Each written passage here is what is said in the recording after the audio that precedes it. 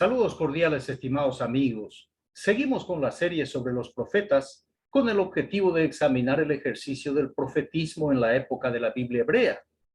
Aclaro de antemano que el análisis se desarrolla fuera del ámbito de la teología y la teodicea y de cualquier confesión religiosa. El título de la 13ª lección es Los profetas impíos, y el texto eje sobre el cual gira el estudio es Jeremías capítulo 23, versículo 11. Voy a leer la versión de la Biblia textual, edición 1999. Profetas y sacerdotes, ambos son impíos. En mi propia casa encuentro sus maldades, dice Yahvé. Antes de avanzar, cabe recordar que una pequeña pero férrea élite sacerdotal gobernaba siempre el reino de Judá. Formaban una institución religiosa bastante poderosa, con todos los poderes en sus manos: el poder político y económico, el poder jurídico y religioso.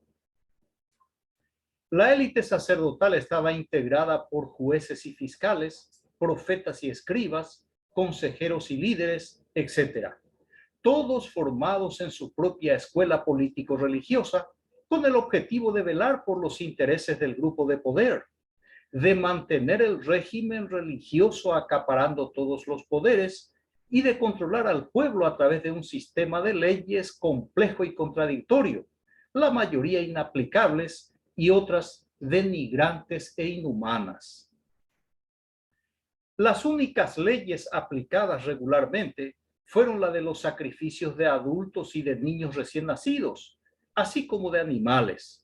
Un sistema de adoración que fue bastante común en el mundo antiguo, incluso en la era precolombina, en Mesoamérica y en otros pueblos autóctonos de Sudamérica. El par de rieles por el cual se desplazaba el tren sacerdotal era la idolatría y el politeísmo. La locomotora era la propaganda religiosa de haber sido escogidos por un Dios único. El combustible o la leña era el pueblo, una mezcla de superstición y analfabetismo que se controlaba por medio de la amenaza, la persecución y la ejecución. Todo eso y mucho más en el nombre del Dios cananeo Yahvé. Ahora podemos entender mejor al profeta Jeremías cuando afirma en el nombre del Dios traicionado y abandonado por sus propios sacerdotes: en mi propia casa encuentro sus maldades, dice Yahvé. Así que la casa de Yahvé es un templo de maldades. Todos los profetas disidentes mencionan en sus escritos la vergonzosa administración de los sacerdotes, tanto de las instituciones públicas como de la religiosa. En este caso, la alusión directa es al templo, a la casa donde habita el Dios Yahvé, representado por una caja de madera, una imagen de talla y de fundición, ubicada en un lugar inaccesible. Escuchemos al profeta Ezequiel, contemporáneo de Jeremías, quienes acompañaron el accionar de la élite sacerdotal desde el momento previo a la caída del reino de Judá.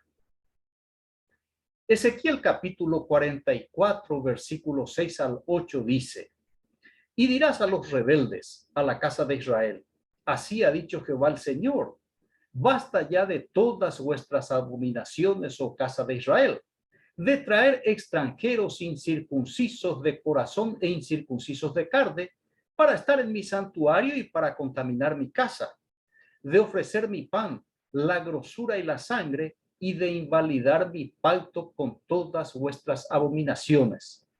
Pues no habéis guardado lo establecido acerca de mis cosas santas, sino que habéis puesto extranjeros como guardas de las ordenanzas en mi santuario. Así funcionaba la casa de maldad de Yahvé. En vez de ser la casa de oración para todas las naciones, era una casa de adoración a los dioses de todas las naciones, porque en su interior estaban hospedados los dioses más venerados y rentables en ese momento. Como son dioses de naciones vecinas, tenían sus propios sacerdotes que saben cómo agradar a la deidad, para que el devoto obtenga el favor y pague con gusto por el beneficio recibido. Era un negocio redondo, porque dejaba satisfechos a todos los participantes del milagro, a la deidad, a los intermediarios extranjeros y a los judíos peticionantes. Pero llegó un momento en que los sacerdotes extranjeros de dioses importados estaban administrando el templo de Yahvé. Lo que había ocurrido es que los sacerdotes de Yahvé alquilaban las dependencias sagradas a los sacerdotes de los dioses más deseables por el pueblo escogido. No debemos perder de vista que el templo es una industria religiosa administrada por sacerdotes ambiciosos, idólatras y politeístas de Yahvé. Así que Jeremías tiene toda la razón al afirmar que los sacerdotes del Dios Yahvé son gente impía, y esa aseveración es confirmada por Ezequiel. Ezequiel capítulo 5, versículos 5 y 6 dice: Así ha dicho Jehová el Señor, esta es Jerusalén, la puse en medio de las naciones y de las tierras alrededor de ella, y ella cambió mis decretos y mis ordenanzas en impiedad más que las naciones y más que las tierras que están alrededor de ella, porque desecharon mis decretos y mis mandamientos y no anduvieron en ellos. Yahvé fue el eterno Dios sufriente del reino de Judá, un Dios impotente al que su pueblo le había dejado solo, aunque su nombre se usaba según la circunstancia y conveniencia, la conveniencia de sus sacerdotes elegidos y ungidos. Estos sacerdotes crearon una ley en el nombre del Dios Yahvé, pero no la emplearon nunca, sino que tenían otra ley no publicada y aplicada, percibida claramente por el pueblo, la ley del más fuerte, la ley de los abusos en todos los escenarios y oportunidades. Según Ezequiel, el pueblo de Yahvé debía ser un modelo para las naciones. Sin embargo, le superó a los pueblos vecinos en crueldad, porque sustituyó las normas piadosas por leyes impías, dejando intencionalmente de lado los decretos y mandamientos sublimes establecidos por el Dios cananeo Yahvé. Por ejemplo, los magistrados sacerdotes o jueces sacerdotes. Isaías capítulo 5, versículos 22 y 23 dice: Ay de los que son valientes para beber vino y hombres fuertes para mezclar bebida, los que justifican al impío mediante cohecho y al justo quitan su derecho. Estos mismos sacerdotes, después de esquilar a las ovejas en el brete legal y religioso, se burlan del pueblo diciendo que Yahvé defenderá al justo, que Yahvé es el abogado del pobre, que Yahvé no dará por inocente al impío, etcétera, etcétera, etcétera. Este es el pueblo santo de Yahvé, llamado a ser luz para las naciones. Otro protagonista en el equipo de la élite sacerdotal era el rey, un monarca escogido y ungido por los sacerdotes, cuya voluntad estaba totalmente rendida a los poderosos que le entronizaron. Y si no se dejaba gobernar por los sacerdotes, lo asesinaban. Y como dice el refrán de la monarquía, a rey muerto, rey puesto. Así hicieron con el rey Amón, el padre del niño rey Josías. Y eso no fue nada nuevo. Con Saúl, apenas designado el primer rey, cuando no se dejó manipular por el adivinador Samuel, este profeta impío conspiró contra el rey que él había ungido y escogió al joven David, un cabecilla de 400 bandoleros para suplir a Saúl. Para tapar su obra funesta y deshonesta, Samuel inventó el cuento que Yahvé estaba triste y arrepentido de haber elegido a Saúl. Precisamente para esto servía el nombre de Yahvé, para justificar los errores y horrores de los dirigentes religiosos. Ezequiel capítulo 21, versículo 25 dice: Y tú, profano e impío príncipe de Israel, cuyo día ha llegado ya el tiempo de la consumación de la maldad. Aquí corresponde recordar que un impío es alguien que no tiene o no siente compasión o piedad por nadie. es una persona que no demuestra ninguna devoción religiosa o ningún respeto por las cuestiones religiosas. Pues así fueron todos: reyes, sacerdotes, profetas, escribas, jueces, líderes, consejeros, etc. Un par de adjetivos empleado por Ezequiel es bastante fuerte, sobre todo en una nación que se cree santa, escogida por una deidad saturada de leyendas y propaganda. Profano e impío es el príncipe. Y no puede ser diferente, pues no cayó del cielo, sino que se levantó del grupo de impíos religiosos para ser manejados por los mismos impíos religiosos. Es como dice el refrán: todos son aves del mismo plumaje. Según el texto eje, los profetas también son impíos, al igual que el resto del equipo sacerdotal. Es que todos están en el mismo barco y poseen la genética del grupo religioso, que consistía en la falta de compasión con el pueblo y la falta de devoción al Dios Yahvé. Los profetas no se compadecían de sus compatriotas, de sus hermanos, de su prójimo, sino que les engañaba cínicamente por una paga, con profecías falsas, con mensajes fraudulentos, con dulces oráculos inventados. Los profetas de Yahvé, pertenecientes a la élite sacerdotal, eran hombres perversos como todos sus colegas.